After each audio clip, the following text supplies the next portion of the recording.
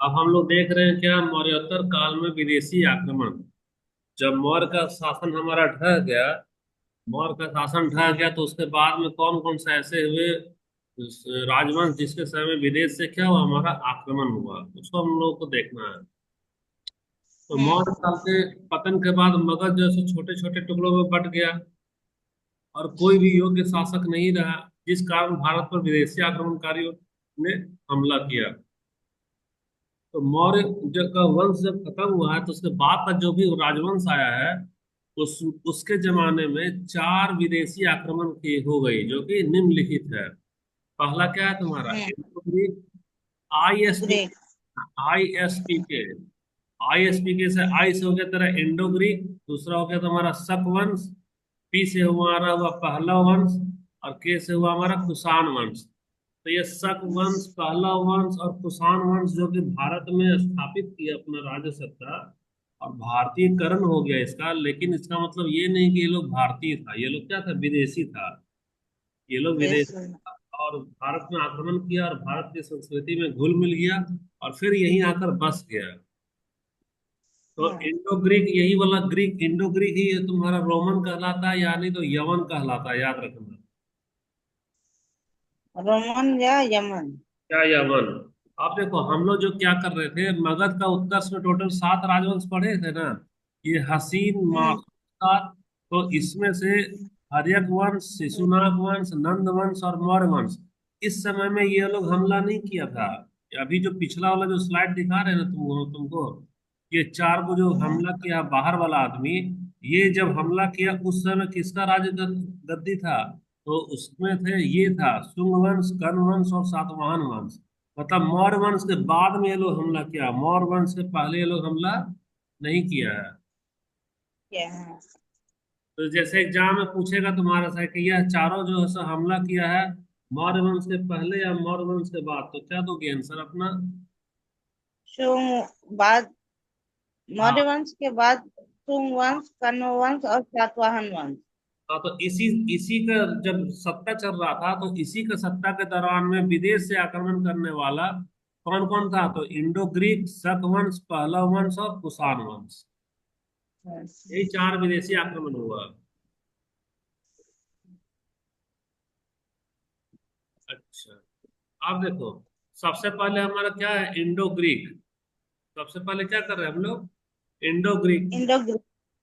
तो Indo Greek जो है सो जब मौर्य काल हमारा खत्म हो गया, तो मौर्य काल खत्म होने के बाद यूनान से, यूनान में एक बैक्ट्रिया नाम का जगह है जो कि हिंदू कुश पर्वत के पश्चिम में है।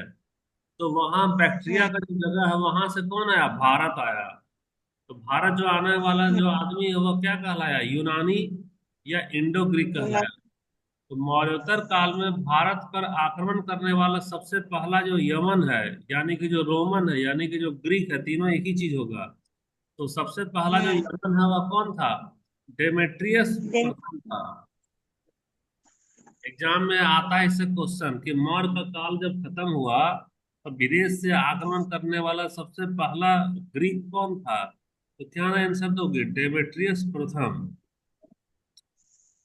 तो अच्छा, उसमें से देखो, इसमें से बता सकती है कि पूछेगा कि बैक्टीरिया कहाँ पे है, तो क्या बताओगे, कहाँ पे है बैक्टीरिया तुम्हारा। हिंदू कुछ पश्चिम पे। देखो यहाँ पे बैक्टीरिया, और देखो यहाँ गौर से देखो, इसमें बैक्टीरिया पे किसी को दिखाई दे रहा है, ये क्या लिखा हुआ ये, बैक्टीरिया। बैक्टीरिया लिखा है ना। और ये वाला जो भारत है, ये वाला भारत को अगर नक्शा में बांटोगे तो ये वाला हमारा ऐसा चला गया, ऐसे चला गया, तो ये वाला क्या कहलाएगा, पूरब, और ये वाला कहलाएगा पश्चिम। अच्छा, ऐसे अगर देखोगे तो ये वाला क्या होगा हमारा उत्तर, और ये वाला दक्षिण। दक्षिण। तो उत्तर से पश्चिम के जाने के दरमियान में ही तो तुम्हारा कौन आ रहा है, बैक्टीरिया आ रहा है। हाँ। यहाँ यानी कि उत्तर पश्चिम, तो उत्तर पश्चिम यानी कि देखो यहाँ तेरा अफगानिस्तान है और यहीं पे हिंदू कुश पर्वत है, हिंदू कुश पर्वत के पीछे। तो देखो फिर से अगर हम लोग इस पे आते हैं तो यहाँ पे क्या लिखा है तुम्हारा, कहाँ है जगह का नाम, ये हिंदू। है ना, हिंदू कुश पर्वत हम्म। पश्चिम से। तो हाँ उस पर्वत के पश्चिम से कौन आया? भारत आया। डेमेट्रियस सबसे हाँ पहला आक्रमणकारी था। अब देखो हाँ बैक्टीरिया में विद्रोह हो गया, तो विद्रोह होने के कारण नए क्षेत्र की चाहत में यूकेटाइडस ने भी भारत पर आक्रमण कर दिया। अतः भारत में दो कुलों का शासन स्थापित हुआ। सबसे पहले तो डेमेट्रियस ना आया था। तो डेमेट्रियस आया था, तो डेमेट्रियस हमला किया तो अपना वंश बना दिया, तो ये कहलाया डेमेट्रियस वंश। और दूसरा है तुम्हारा क्या, यूकेटाइडस। इसके बाद में दस। यूकेटाइडस हमला किया, तो इसके द्वारा जो वंश स्थापित हुआ कौन कहलाया? यूकेटाइडस वंश। तो देखो, डेमेट्रियस वंश का संस्थापना कौन किया? तो डेमेट्रियस प्रथम। और यूक्रेटाइडस वंश का स्थापना कौन किया? तो यूक्रेटाइडस। अच्छा, डेमेट्रियस की राजधानी कहाँ थी? साकल या सयालकोट, जो कि आज का पाकिस्तान में है, वहाँ कब्जा कर लिया था ये। तो यह अपना राजधानी किसको बनाया? सयालकोट को। और यो जो यूक्रेटाइडस है वह अपना राजधानी किसको बनाया? तक्षशिला को। फिर से हम मैप में देखो, ये जो तुम्हारा लाल वाला वाला जो बैक्टीरिया जो दिखाई दे रहा है, यहाँ पर आपस में क्या हुआ? विद्रोह हुआ। यहाँ पर आपस में क्या हुआ? विद्रोह हुआ। तो विद्रोह हुआ तो लोग सोचा ना कि चलो हम लोग जो सो इधर जाकर कब्जा करेंगे। तो इधर जब कब्जा करने लगा तो कौन आया तेरा? ये तुम्हारा भारत हिंदुस्तान का क्षेत्र था। तो यहाँ से ही तुम्हारा दो लोग हमला किया। दो लोग क्या किया? हमला किया।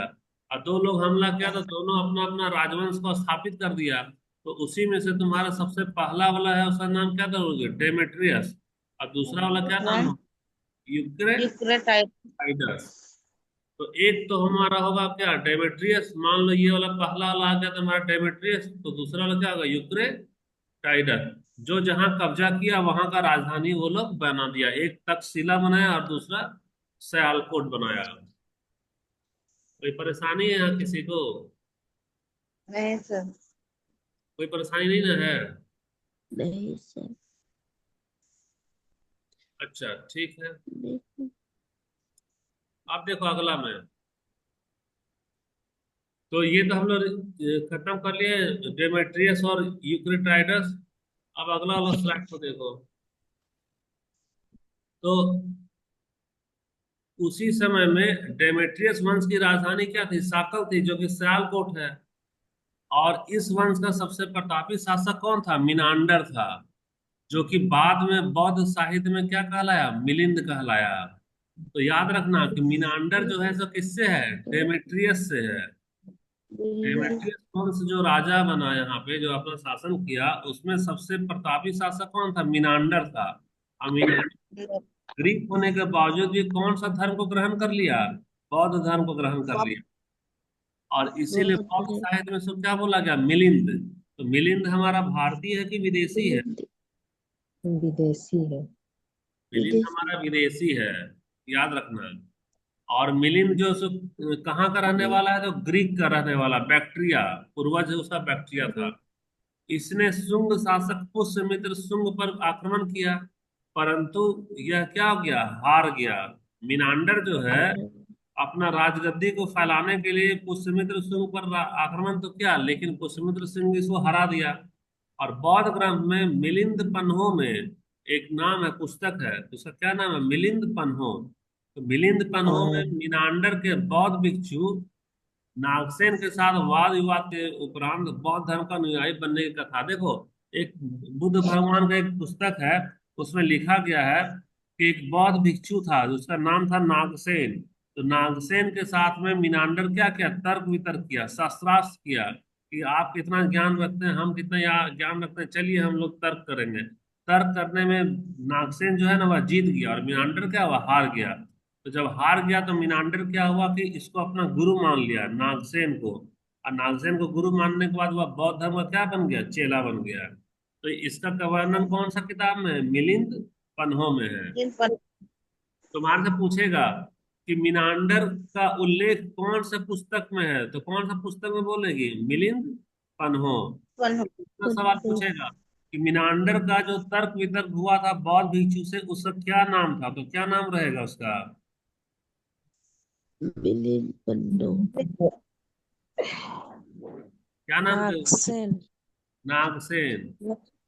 नागसेन के साथ बात उसका नाम लगा रहेगा था। नागसेन। अच्छा, तीसरा बोलेगा कि पुष्यमित्र शुंग और मीनांडर के बीच में जब लड़ाई हुआ तो कौन जीता? पुष्पमित्र पुष्यमित्र शुंग। पुष्पमित्र जीत गया, ठीक है। अब अगला देखो फिर से। अब आ रहा तुम्हारा यूक्रेटाइडस। तो यूक्रेटाइडस तुम्हारा फिर से वही बैक्टीरिया वाला जो है हमला किया है। तो यूक्रेटाइडस वंश की राजधानी कहाँ थी? तक्षशिला थी। और इस वंश का शिल सबसे प्रतापी शासक कौन था? एंटियालकिड्स। इंडिया एंटियालकिड्स था। इसने शुंग शासक भागभद्र के विदिशा स्थित दरबार में एक राजदूत हेलियोडोरस को भेजा, जिसने विदिशा में गरुड़ स्तंभ को स्थापित किया। इससे पता चलता है कि हेलियोडोरस ने स्वयं भागवत धर्म ग्रहण कर लिया था। देखो, यूक्रेटाइडस जो वंश है उसमें सबसे बड़ा प्रतापी राजा कौन था? एंटी आल्किड्स था। अब एंटी आल्किड्स एंटियालकिड जो है वह अपना एक राजदूत रखा था, उसका नाम क्या था? हेलियोडोरस। तो हेलियोडोरस को कहाँ पर भेजा? विदिशा में भेजा। और विदिशा में कौन सा राजा राज करता था? तो शुंग का शासक था, भागभद्र। और वहां पर क्या किया? एक गरुड़ का स्तंभ स्थापित किया। तो गरुड़ का स्तंभ स्थापित किया, इससे पता चलता है कि गरुड़ भगवान किसके प्रतीक है? विष्णु भगवान के।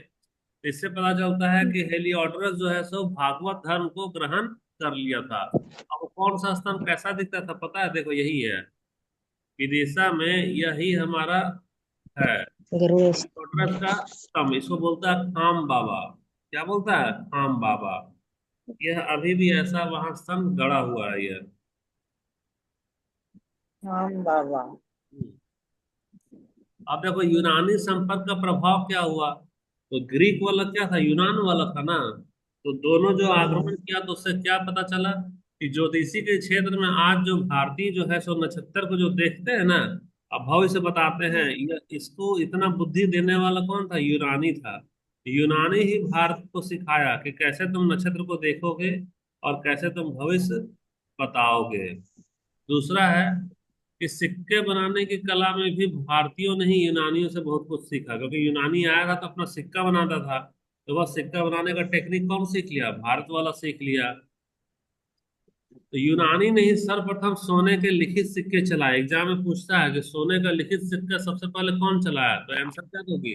यूनानी। यूनानी इस पर एक और राजा का फोटो होता था और दूसरी ओर देवता चाहे अन्य चिन्हों की क्या होती थी? आकृति होती थी। यूनानियों पर भी भारत का प्रभाव पड़ा। देखो, अब भारत के अलावा यूनान वाला आया तो वह भी भारत से बहुत प्रभावित हुआ। कई यूनानी जो राजा है ना, वह भारत के, लेकिन भारत का धर्म क्या किया? अपना लिया। रुको, एक मिनट वेट करना, एक मिनट है ना।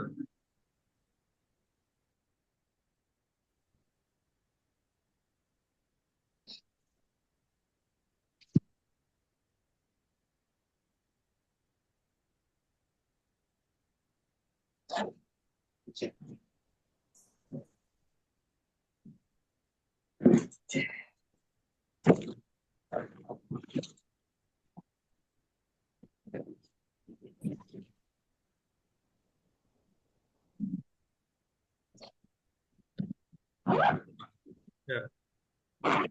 तो कोई यूनानी राजा ने भी भारतीय धर्म को अपनाया। तो हेलियोडोरस जो है, हेलियोडोरस नामक राजदूत ने भागवत धर्म और मिनांडर ने बौद्ध धर्म को अपना लिया। तपस्या और योग की क्रिया यूनानियों ने किससे सीखी? तो भारतीयों से सीखी।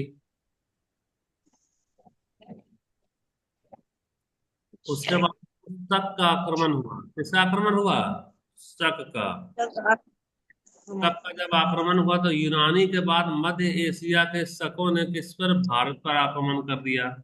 और शक राजाओं को क्षत्रप बोला जाता था। क्या? अब पूछेगा क्षत्रप किसको बोलते थे, तो क्या बताओगे? शक राजाओं को। शक राजाओं को। यह भारत में आकर कितनी जगहों पे बसे थे? पाँच पांच। 5 में। कांधार, मथुरा, नासिक, तक्षशिला और उज्जैन। उज्जैन अब तक्षशिला में इस शाखा के जो शासक है उसका नाम क्या है? एजेलिसेस। तो एजेलिसेस के सिक्कों पर भारती देवी लक्ष्मी का चित्र है। देखो, ये लोग विदेशी आक्रमण तो किया, शक तो विदेशी था, लेकिन जो सिक्का बनाया तो सिक्का कैसा दिख रहा है? दिखाई दे रहा है तुम लोग को? अभी तो छोटा सा ये सिक्का है, इस पर देखो तुमको ना एक फोटो दिखेगा। ये वाला फोटो को अगर हम लोग बड़ा करेंगे तो ये ऐसा दिखेगा अभी तुम्हारा। गौर से देखना, इसमें किसी न भगवान का मूर्ति जैसा दिख रहा है। ये लक्ष्मी जी का मूर्ति है। किसका है इसमें? लक्ष्य अच्छा। लक्ष्मी जी का है। मतलब विदेशी आया था लेकिन उसको भारत का संस्कृति अच्छा लगा, धीरे धीरे क्या हो गया, वो भारत भारत का ही संस्कृति को अपना लिया।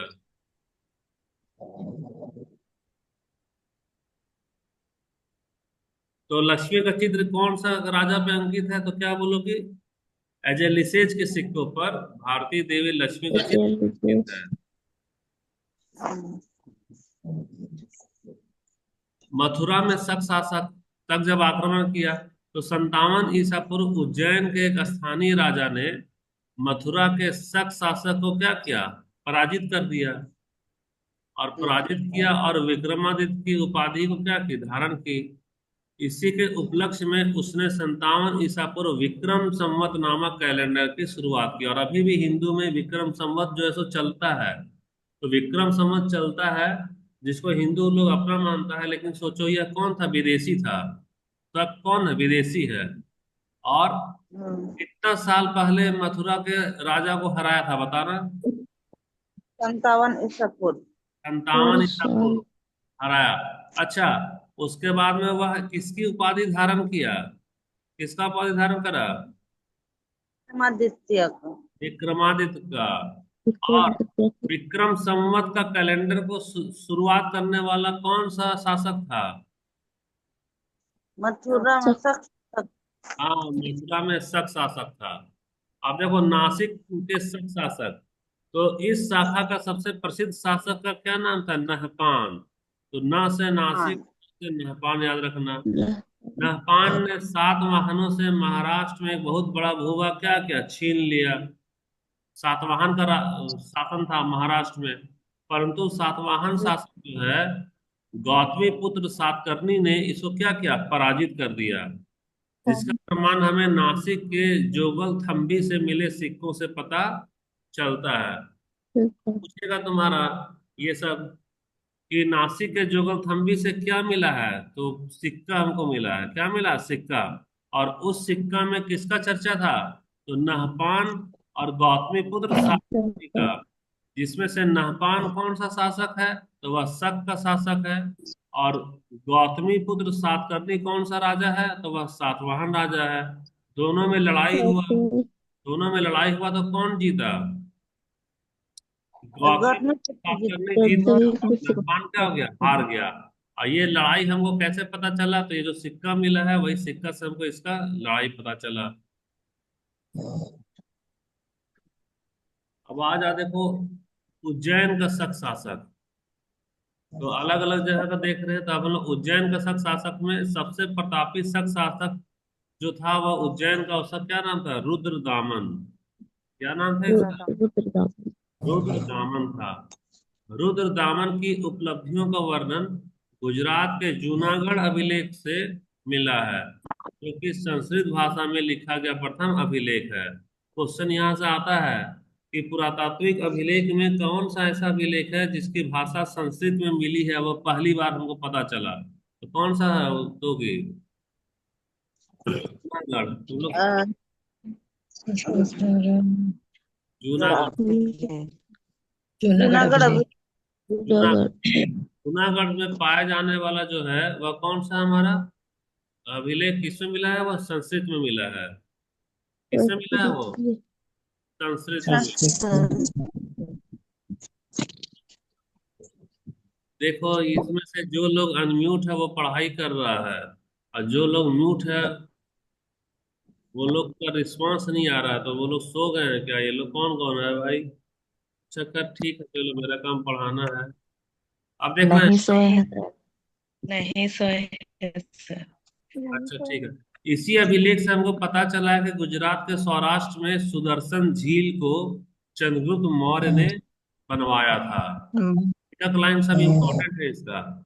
तो सुदर्शन झील को किसने बनवाया था? चंद्रगुप्त मौर्य ने बनवाया था। और चंद्रगुप्त इसका पुनर्निर्माण किसने किया? रुद्र दामन ने करवाया था। इस वंश का अंतिम शासक रुद्र सिंह तृतीय था, जिसे गुप्त शासक चंद्रगुप्त द्वितीय ने क्या किया, पराजित कर दिया और विक्रमादित्य की उपाधि धारण की। धारा तो ये बता, सुदर्शन झील को किसने बनवाया था? चंद्रगुप्त मौर्य। चंद्रगुप्त मौर्य ने। मौर्य सुदर्शन झील का पुनर्निर्माण कौन करवाया था? रुद्रदामन ने। रुद्रदामन अच्छा, रुद्रदामन जो सो कहाँ का शासक था, तो क्या आंसर दोगे? उज्जैन के उज्जैन का सब शासक था। अच्छा बता कि जूनागढ़ में जो अभिलेख मिला है उसकी भाषा कौन सी थी? प्राकृत, संस्कृत संस्कृत थी। ठीक है। अच्छा, अब तुम्हारे पास में क्या आ रहा है? पहला वंश। तो पहला वंश जो है तो मध्य एशिया में कहाँ से आए थे? ईरान से आए थे। भारत में इस वंश का शासक का क्या नाम था? मिथ्रीडेट्स। क्या नाम था? मिथ्रीडेट्स। जबकि सबसे महत्वपूर्ण शासक कौन है? गोंडो फर्नीस। दोनों में अंतर क्या है? सबसे पहला जो राजा बना उसका क्या नाम है? मिथ्रीडेट्स, तो सबसे पहला राजा। और सबसे जो प्रतापी राजा उसका क्या नाम है? गोंडो फर्नीस। ये लोग कहाँ से आए थे? तो ये लोग ईरान से आया था। गोंडो फर्नीस ने तक्षशिला को अपनी क्या बनाया? राजधानी बनाया। इसके शासनकाल की राजधानी हमको किससे मिलती? तख्त ए बही अभिलेख से मिलती है, जो कहाँ पे है? पेशावर जिला में है। और पेशावर अभी कहाँ है? तो पाकिस्तान में चला गया। इसी के शासन काल में ईसाई धर्म को प्रचार करने के लिए ईसाई का एक गुरु था, उसका क्या नाम है? Saint Thomas. तो सेंट थॉमस भारत आया। और भारत आया ना, तो इसी के नाम पे भारत में अभी तक स्कूल चलता है, सेंट थॉमस स्कूल। पता नहीं तुम लोग जानते हो कि नहीं। जाते तो ये भारत आया, यह भारत आने वाला पहला ईसाई धर्म प्रचारक था। तो इससे क्या भारत आने वाला सबसे पहला ईसाई का जो धर्म प्रचारक है वो कौन है? तो क्या बोलोगे आंसर इसका?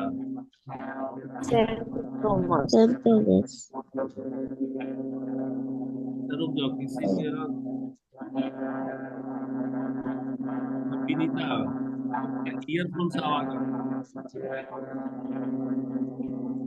तुम्हारा ईयरफोन को हम बंद कर दे रहे हैं।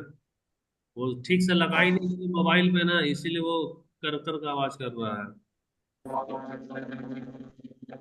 आवाज दब रहा है। आवाज दब रहा, कोई बात नहीं, हम यहाँ से इसको म्यूट कर दे रहे हैं। ये कौन म्यूट हो गई है? एंजेलिना म्यूट हो गई है क्या? गीता की जगह। हाँ ठीक है। तो भारत में सबसे पहला जो ईसाई धर्म प्रचारक आया उसका क्या नाम है बताओ? Saint Thomas. अच्छा ठीक है। पेशावर जिले से जो अभिलेख प्राप्त हुआ है उसका क्या नाम है उस अभिलेख का? तख्त ए बही। तख्त ए बही। अच्छा ठीक है, पूछेगा कि पहला जो है सो कहाँ से आए थे, तो क्या आंसर दोगी? कहाँ से आए थे? ईरान से आए थे। इसका सबसे प्रतापी राजा का क्या नाम था? गोंडो फर्नी। गोंडो राजा का क्या नाम है? मिथ्रीडेट्स। अच्छा ये बताओ कि पहला जो है सो आया है भारत, तो अपना राजधानी कहाँ बनाया? तो कहाँ पे राजधानी बनाया है? तक्षशिला में बनाया है। ठीक है। अब देखो कुषाण वंश। तो कुषाण जो सो मध्य एशिया में पश्चिमी चीन के यूची जाति के थे। लगभग 165 ईसा पूर्व में पश्चिमी चीन से खदेड़े जाने के बाद उसकी एक शाखा कहाँ चलेगी? अफगानिस्तान, जो कि पेनिनसुला है, वहां चली गई। जबकि दूसरी शाखा कहाँ बता गई? इसी दूसरी शाखा ने भारत पर क्या क्या आक्रमण किया? कुषाण वंश। तो कुषाण तेरा कौन सा मूल निवासी कहाँ का? चीन का है। कुषाण हमारा मूल निवासी कहाँ का? चीन का हो गया। कुषाण वंश का संस्थापक कुजुल कैडफिसस था। इसके बाद अगला शासक बना कौन? विम कैडफिसस। इसे कुषाण वंश का वास्तविक संस्थापक माना जाता है। इसने भारत के गांधार, पंजाब और मथुरा क्षेत्रों पर आक्रमण करके उसको अपने अधिकार में मिला लिया। यह शैव धर्म को हम्म, मानता था। इसने तांबे के मुद्रा में एक तरफ शिव, नंदी व त्रिशूल और दूसरी तरफ महेश्वर शब्द को अंकित करवाया। थोड़ा जल्दी जल्दी करा ले रहे हैं क्योंकि 10 ही मिनट बचा हुआ है। कुषाण कुषाण वंश में ही कौन है तुम्हारा? कनिष्क है। तो कनिष्क जो है सो सबसे प्रसिद्ध कुषाण का क्या था? शासक था। कनिष्क के नाम पे ही देखो तुम्हारा कनिष्क ज्वेलर्स चल रहा है। ये लोग ना शुद्ध सोने का वो करता था, व्यापार करता था, और सिक्का को एकदम ढालता था, स्वर्ण मुद्रा का। और अभी कनिष्क ज्वेलर वगैरह जो है ना, इसीलिए शुद्धता का नाम का पर्यायवाची बन गया इसीलिए। तो देखो, कनिष्क ने 78 ईस्वी में अपना राज्याभिषेक करवाया और इसी उपलक्ष्य में कनिष्क द्वारा शक संवत का आरंभ हुआ। तो इससे पहले विक्रम संवत का चर्चा किए थे, और अभी कौन सा? शक संवत। तो शक संवत साउंड। कौन है? कनिष्क है। कौन है? कनिष्क है। ये लोग का मूल निवासी कहाँ था? चीन का हो गया। कनिष्क की राजधानी पुरुषपुर थी। तो पुरुषपुर कहाँ चला गया? पेशावर कहाँ है? पाकिस्तान में है। कनिष्क के समय कश्मीर के कुंडल वन में चौथी बौद्ध संगीति हुई थी। याद रखना, प्रथम बौद्ध संगीति कहाँ हुई, द्वितीय कहाँ हुई, चौथी वाला कनिष्क के समय में कश्मीर के कुंडल वन में हुई थी। इसी के समय बौद्ध धर्म जो है सो हीनयान और महायान दो भाग में बट गया। पूछेगा कि बौद्ध धर्म का जो बंटवारा हुआ है उस समय में कौन था वंश? तो क्या बोलोगे? कनिष्क वंश था। कनिष्क के समय में मथुरा कला और गांधार कला का क्या हुआ? जन्म हुआ। कनिष्क बौद्ध धर्म की महायान शाखा का अनुयायी था। अधिकतर फैला कौन? महायान। हीनयान उतना नहीं फैला। सर्वाधिक शुद्ध सोने के सिक्के कनिष्क के शासन काल में जारी किए गए, क्योंकि उस समय हिंदुकुश पर्वत के पास सोने की खानों का क्या चला था? पता चला था।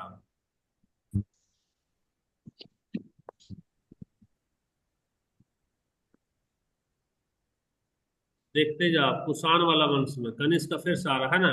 तो कनिष्क के दरबार में बहुत सारे विद्वान थे। उसमें कौन कौन है? पार्श्व है, वसुमित्र है, घोष है, नागार्जुन है, और चरक है। चरक। चरक। तो कनिष्क का जो राजकवि है उसका क्या नाम था? अश्वघोष। अश्वक अश्वघोष। और अश्वघोष ने कौन सा पुस्तक लिखा है? चरित्र। बुद्ध चरित्र लिखा है। अच्छा, एक बौद्ध आचार्य थे, उसका क्या नाम था? नागार्जुन। नागार्जुन था। उन्होंने कौन सा किताब लिखा है?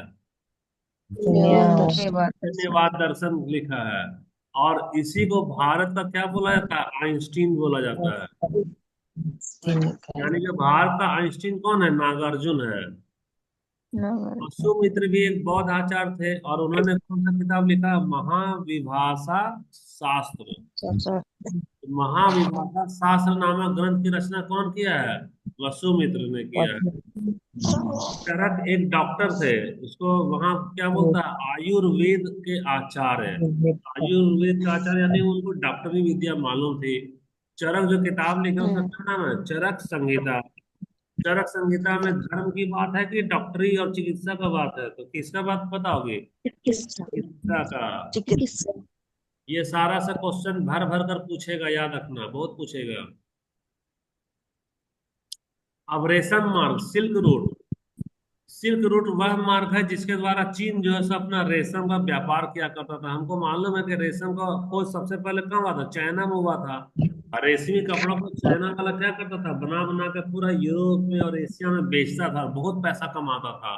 तो रेशम को, कपड़ा को बेचने के लिए जो रास्ता से वो लोग जाता था ना, वही रास्ता को हम लोग क्या बोलते हैं? सिल्क रूट बोलते हैं, या रेशम मार्ग।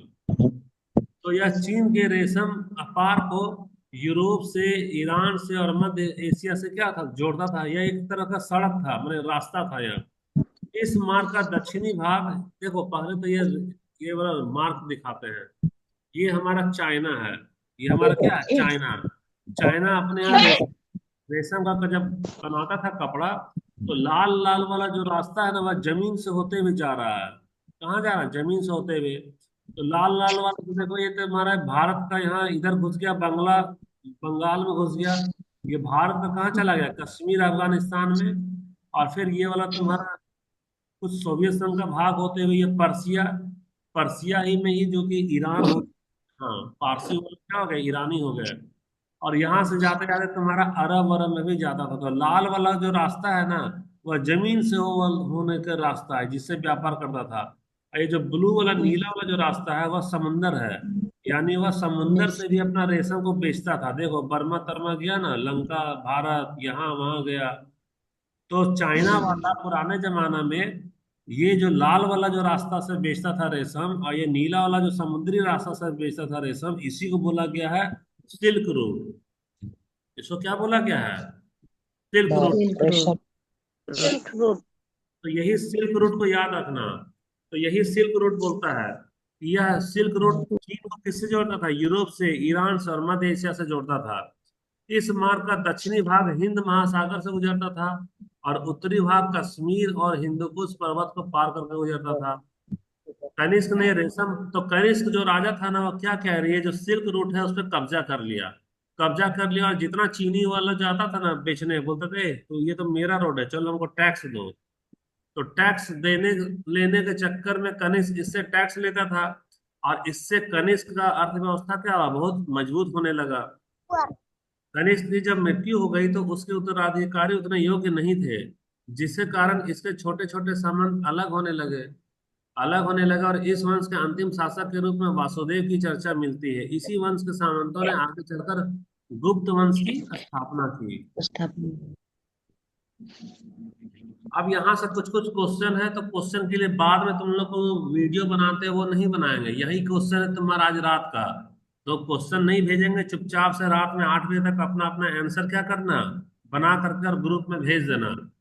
क्योंकि दोबारा क्वेश्चन का वीडियो बना रहे हैं तो हमको थकावट हो रहा है। थक रहे हैं। यही क्वेश्चन है, इसका आंसर नहीं डाले हैं, इसका आंसर खुद से निकालना और खुद से सॉल्व कर कर 8 बजे तक तुम लोग भेज देना। ये हमारा ये भी हमारा क्या है, क्वेश्चन। देख लो क्वेश्चन, आ रहा क्वेश्चन समझ में? Yes sir. सर्वप्रथम भारत में विशुद्ध संस्कृत भाषा में लंबा विलेय किस राजा द्वारा जारी किया गया है?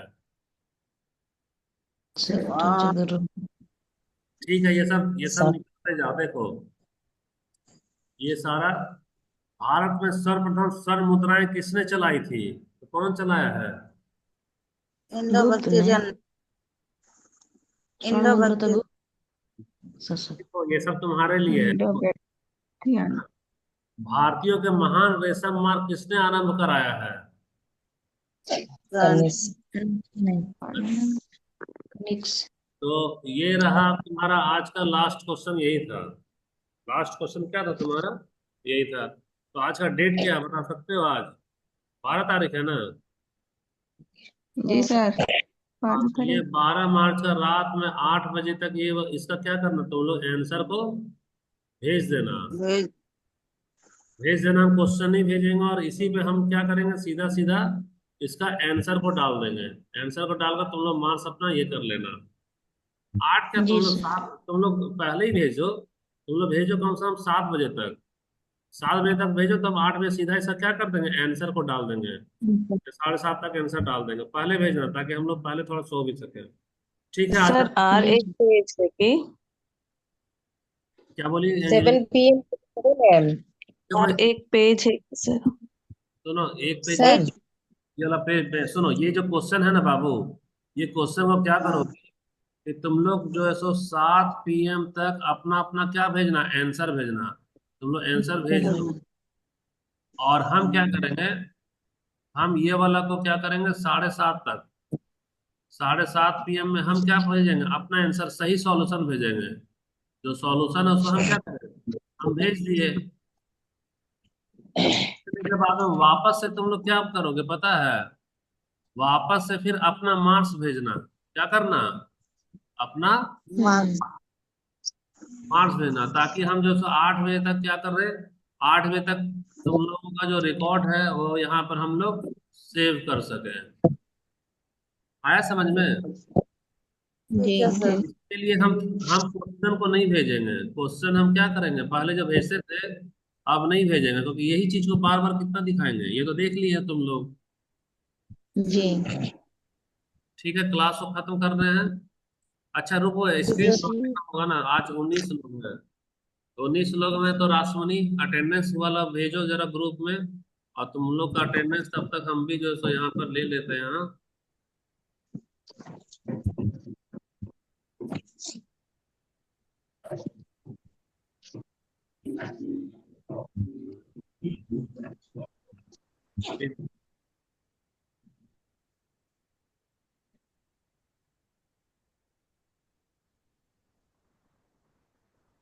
आजकल से काम आया है ना।